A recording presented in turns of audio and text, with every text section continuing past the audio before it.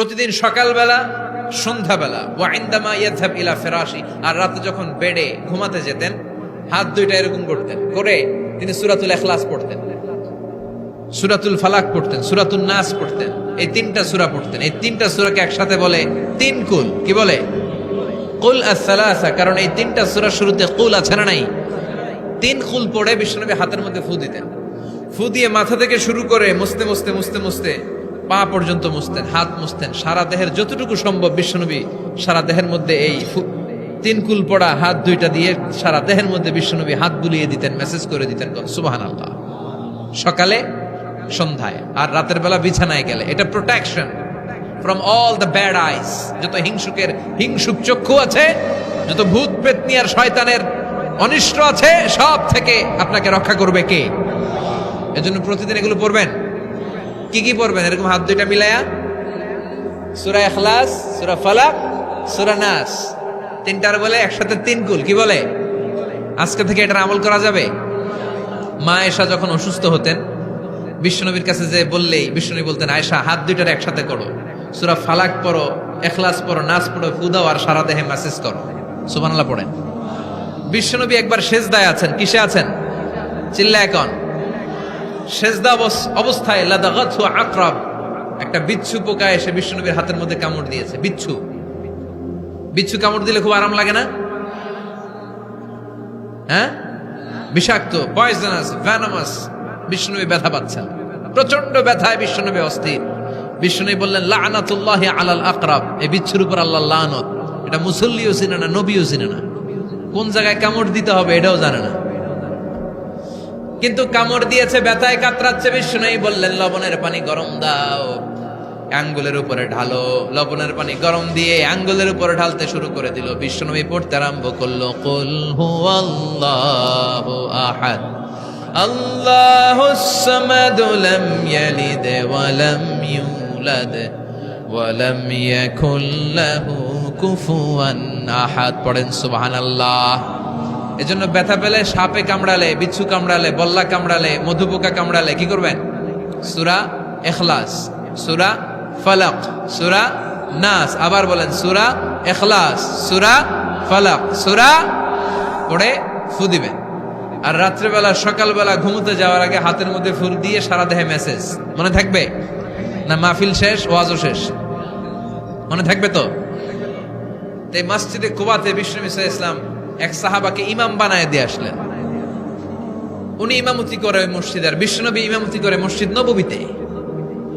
মসজিদে কুবার যে ইমাম, তিনি প্রতি রাকাতে জাহারি কেরাতে, মানে মাগরিব, এশার, ফজরের সালাতে প্রত্যেক রাকাতে সূরা ফাতিহার পরেই এই সূরা ইখলাস পড়ে।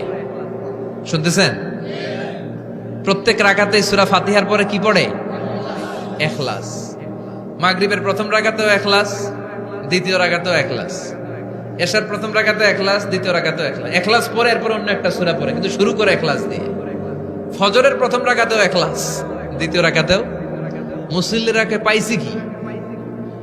পাইছি কি? খালি ইখলাস, খালি ইখলাস। যে ধরছে, আপনি পাইছেন কি বলেন? ইমাম সাহেব বলে, কিছুই পাই নাই, আমার মন চায় আমি পড়ি, তোর মন চাইলে তুই পড়, নাইলে যা। তোর কমিটির সভাপতি, সেক্রেটারি, এই মসজিদের ইমাম হিসেবে আমার নিয়োগ দেয় না, নিয়োগ দিছে বিশ্বনবী। আমার নিয়োগ যদি বাতিল করতে হয়, লাগবে বিশ্বনবীরে তুই ভাগ। তোমার মনে চাইলে পড়ো, নাইলে অন্য মসজিদে পড়ো, যাও মিয়া। এটা তো সভাপতির, সেক্রেটারির নিয়োগ দেয়া মসজিদ না, এটা নিয়োগ দিয়েছে বিশ্বনবী, ঠিক কিনা? নিয়োগ বাতিল করলেও কে করবে? বিশ্বনবী। সবাই বিশ্বনবীর কাছে যে বললো, ইয়া রাসূলুল্লাহ, এমন মুসল্লি, এমন ইমাম আপনি দিয়ে আসছেন, উনি ইখলাস ছাড়া আর কিছু পড়ে না। বিশ্বনবী বললেন, তাই নাকি? এমন করে কেন? ডেকে আনা হলো। বিশ্বনবী বললেন, ওরে সাহাবী, ঘটনা কি হাসা? কয় হাসা। প্রতি রাকাতে সূরা ইখলাস পড়ো, তোমার কি কোরআন থেকে অন্য কোন সূরা মুখস্থ নাই? সাহাবী বলে, নবী, সব মুখস্থ আছে, কিন্তু এই সূরাটা আমার পড়তে ভালো লাগে, কারণ ফিহি সিফাতুর রহমান, এই সূরার ভেতরে আমার আল্লাহর পরিচয় আছে গো নবী। আমার আল্লাহর পরিচয়টা খুব সুন্দর করে দেয়া, আমার রবের কথা এই সূরার পরতে পরতে পাওয়া যায়, এজন্য এই সূরাটা পড়তে আমি বড্ড ভালোবাসি। বিশ্বনবী বললেন, ইমামতি যাবে না, তোরটা পার্মানেন্ট হয়েছে। আল্লাহু আকবার। তোর ইমামতি পার্মানেন্ট করে দিলাম, যেমনে পড়াইতি এমনিই পড়াবি। প্রতি রাকাতে এই সূরাতুল ইখলাস তুমি পড়ো, সমস্যা নাই। এই যে তুমি সূরাতুল ইখলাস পড়ো, সূরাতুল ইখলাসকে ভালোবাসো, আল্লাহ বলেছেন এই ইখলাসের ভালোবাসার কারণে কিয়ামতের দিন আল্লাহ তোরে জান্নাতে ঢুকায়া দিবে। ইখলাসের ভালোবাসার কারণে আনতা মিন আহলিল জান্নাহ, তুমি জান্নাতে যাবা। হুব্বুকা ইয়াহা ইউদখিলুকাল জান্নাহ, এই সূরার ভালোবাসাই তোমার জান্নাতে ঢুকায়া দিবে। সুবহানাল্লাহ পড়েন। এজন্য সূরা বেশি বেশি পড়তে রাজি আছেন তো? বিশ্বনবী তাবুকের যুদ্ধে গেলেন। তাবুকের ময়দানে বিশাল যুদ্ধের ময়দান, বিশ্বনবী 30,000 সৈন্য নিয়ে গিয়েছেন। আর খ্রিস্টানদের সৈন্যদের সংখ্যা হচ্ছে প্রায় 40,000। কিন্তু বিশ্বনবী যুদ্ধে এসেছেন শুনে খ্রিস্টান বাদশা দৌড়, সৈন্যবাহিনী নিয়ে সব পালায় গেছে। যুদ্ধ ছাড়াই বিশ্বনবীর বিজয় দিছে কে? বিশ্বনবী তো মহা খুশি, আল্লাহর শুকরিয়া আদায় করলেন। যুদ্ধের ময়দানে বিশ্বনবী দাঁড়িয়ে আছেন, হঠাৎ দেখলেন সাইয়েদনা জিব্রাইল আকাশ থেকে জমিনে নেমে আসছে। জিব্রাইলকে আল্লাহ তাআলা 600 পাখা দিয়েছিলেন।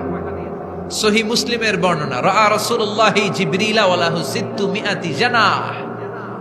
600 পাখা। কয়শো? 600 পাখা মেলে সাইয়েদনা জিব্রাইল নেমে আসছেন। ওনার পাখার কারণে সূর্যের আলো পৃথিবীর মধ্যে পড়তে বাধা সৃষ্টি হচ্ছে। অন্ধকার দেখে বিশ্বনবী তাকিয়ে দেখে জিব্রাইল একা না, জিব্রাইলের সাথে হাজার হাজার ফেরেশতার বহর। বিশ্বনবী বললেন, কত ফেরেশতা এসেছে? কয় 1,40,000। সাইয়েদনা জিব্রাইল বললেন, ও নবী, আপনি যুদ্ধের ময়দানে আল্লাহর শুকরিয়া করেন, আর ওই মদিনাতে আপনার কলিজার টুকরা সাহাবী মুআবিয়া ইবনে মুআবিয়া আল মুজানি একটু আগে শেষ নিঃশ্বাস ত্যাগ করেছে গো নবী। বিশ্বনবী পড়লেন, ইন্না লিল্লাহি ওয়া ইন্না ইলাইহি রাজিউন। সাইয়েদনা জিব্রাইল বলেন, নবী, এইমাত্র মুআবিয়া ইবনে মুআবিয়া আল মুজানি দুনিয়া থেকে বিদায় নিয়েছে, আপনি কি তার রুহের মাগফিরাতের জন্য গায়েবানা জানাজা পড়বেন না? বিশ্বনবী বললেন, অবশ্যই পড়ব। সাহাবাদের মধ্যে ঘোষণা দিয়ে দিলেন, সবাই ওযু করে আসো। যুদ্ধের ময়দানে আল্লাহ আমাদেরকে বিজয় দিয়েছে, আর খবর পেলাম মদিনাতে আমার সাহাবা মুআবিয়া ইন্তেকাল করেছে। মুআবিয়ার রুহের মাগফিরাতের জন্য আমরা গায়েবানা জানাজা পড়ব। পড়েন সুবহানাল্লাহ। গায়েবানা জানাজা কি বুঝেন? লাশ থাকে না সামনে, লাশ নাই, 4 তাকবীরে এটা আপনি পড়তে পারেন, এটা আপনি পড়তে পারবেন। লাশ নাই, কিন্তু তার জন্য দোয়ার জন্য পড়তে পারবেন। জানাজা মানেই দোয়া, দোয়া লিল মাইয়িত। 4টা তাকবীর আপনি অনেক দোয়া করছেন এই মরা লাশের জন্য, এটা তো অর্থ তো বোঝে না, এই জন্য জানাজার পরে আবার হাত তুলে দোয়া করা লাগে আমাদের। কারণ কি দোয়া করছে এটা বুঝি নাই, বুঝলে কিন্তু আর লাগতো না, ঠিক কিনা? বিশ্বনবী সাহাবাদের নিয়ে দাঁড়ালেন, লম্বা লম্বা কাতার হলো। সাহাবীদের কাতারের শেষে সাইয়েদনা জিব্রাইল 1,40,000 ফেরেশতাদেরকে নিয়ে জানাজায় শরীক হলেন। বিশ্বনবী 4 তাকবীর দিয়ে জানাজা পড়লেন, আল্লাহু আকবার, আল্লাহু আকবার, আল্লাহু আকবার, আল্লাহু আকবার। 4টা তাকবীরের মধ্য দিয়ে জানাজা শেষ করলেন। বিশ্বনবী তাকিয়ে দেখে সাহাবাদের পেছনে 1,40,000 ফেরেশতা দাঁড়িয়ে জানাজায় শরীক হয়েছে। বিশ্বনবী বললেন, জিব্রাইল, কোনদিন তো এত ফেরেশতা নিয়ে কারো জানাজায় শরীক হতে দেখি নাই। ঘটনা কি? কি এমন আমল ছিল আমার মুআবিয়ার, যে আমলের কারণে মুআবিয়ার নামটা আল্লাহর আরশে চলে গিয়েছে? 1,40,000 ফেরেশতার বহর নিয়ে তুমি জানাজায় শরীক হয়েছ। কি এমন গোপন আমল ছিল আমার মুআবিয়ার, আমারে বলো। সাইয়েদনা জিব্রাইল বললেন, নবী, আপনার মুআবিয়া বিশেষ একটা আমল করত। বিশ্বনবী বললেন, কি সেটা? সাইয়েদনা জিব্রাইল বলে, আপনার এই সাহাবী কাইমান আও কাঈদান, জালিসান আও মাশিয়ান, উঠতে বসতে চলতে ফিরতে সব সময় আপনার এই সাহাবী পড়তে থাকতো, কুল হুয়াল্লাহু আহাদ, আল্লাহুস সামাদ, লাম ইয়ালিদ ওয়া লাম ইউলাদ ওয়া লাম ইয়াকুল লাহু কুফুয়ান আহাদ। পড়েন সুবহানাল্লাহ। উঠতে বসতে চলতে ফিরতে সব সময় এই সাহাবীর একটা অভ্যাস ছিল, উনি কুল হুয়াল্লাহু আহাদের উপর আমল করত। বেশি বেশি সূরাতুল ইখলাস পড়তো। পড়তে রাজি আছেন? আজ থেকে বেশি বেশি সূরাতুল ইখলাসের উপর আমল বানানোর দরকার আছে না নাই?